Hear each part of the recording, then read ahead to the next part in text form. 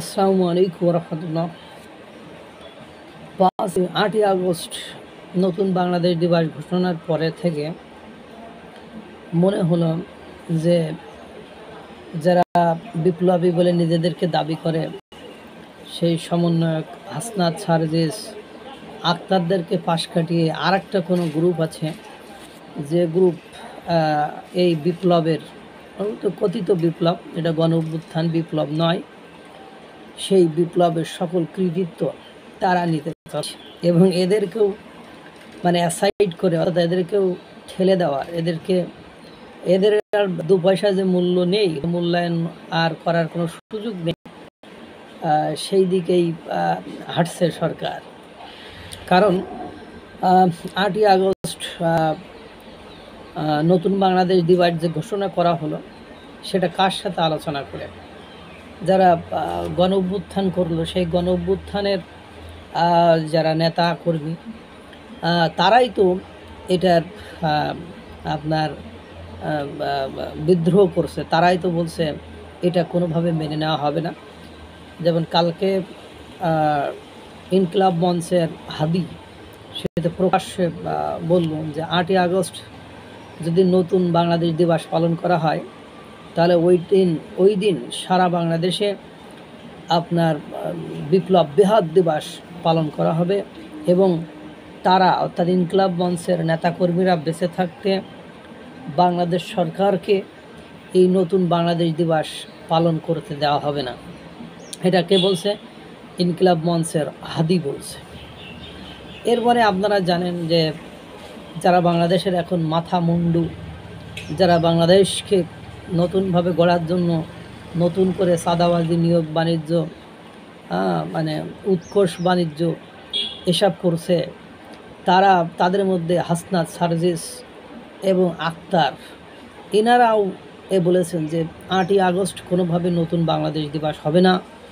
হতে পারে 5ই আগস্ট নতুন বাংলাদেশ দিবস বা আপনার 5ই আগস্ট দ্বিতীয় স্বাধীনতা দিবস।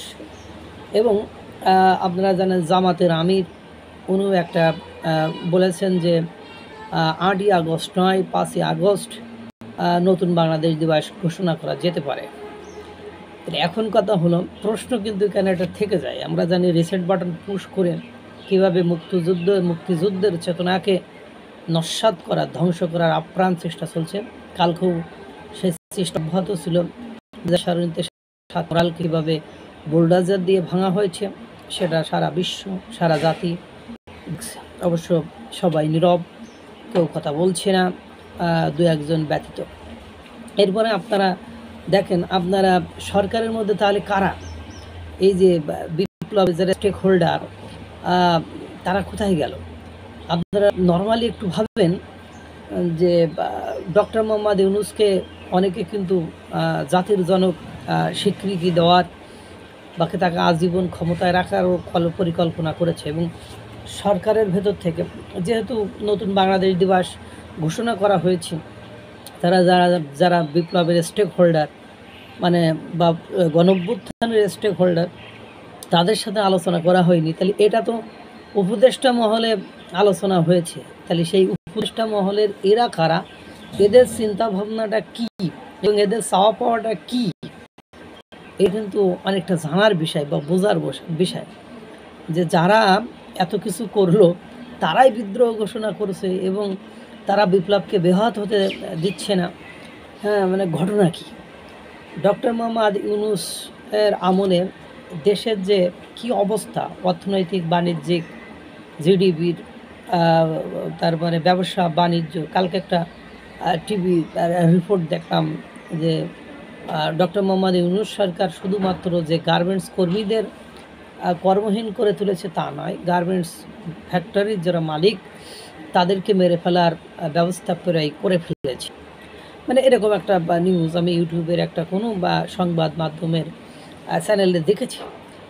এই যে অবস্থা, এই অবস্থা থেকে এখন কথা হলো, যদি নতুন বাংলাদেশ দিবস হয়, তাহলে এখন যে ডক্টর মোহাম্মদ ইউনূসকে শেখ হাসিনা অর্থাৎ আওয়ামী লীগের আমলে জেলে যাওয়ার কথা, সেই ডক্টর মোহাম্মদ ইউনূস ক্ষমতায় এসেছেন।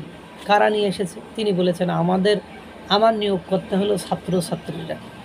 তো সেই নিয়োগকর্তা ছাত্রছাত্রীদেরকে উনি প্রথম দিকে সুযোগ সুবিধা দিয়েছেন, তাদের এখনও মব ভায়োলেন্সকে তিনি টলারেট করছেন, করে কিছু বলছেন না, তাদেরকে আইনের কোনো আওতায় নিয়ে আসতেছেন না, বা তাদের অন্যায় অপকর্মকেও কোনোভাবে তিনি বা সবসময় জাস্টিফাই করে ছেড়ে দিচ্ছেন। তো এখন এই যে এত বড় একটা সিদ্ধান্ত নিল, এই সিদ্ধান্তটা যেহেতু জুলাই গণঅভ্যুত্থানের যে যারা স্টেক হোল্ডার তারা জানে না, তাহলে কাদের সাথে আলোচনা করে এই সিদ্ধান্তটা নিয়ে এটা যেহেতু ঘোষণা করা হয়েছে, এমন একটা মহল তো আপনারা জানেন ডক্টর মোহাম্মদ ইউনূসকে এই জুলাই গণঅভ্যুত্থানের পর থেকে জাতির জনকের স্বীকৃতি দেওয়ার জন্য কিভাবে মানে তার সুনাম খ্যাতি, তার মানে তার সম্পর্কে প্রচারণা চালাচ্ছে।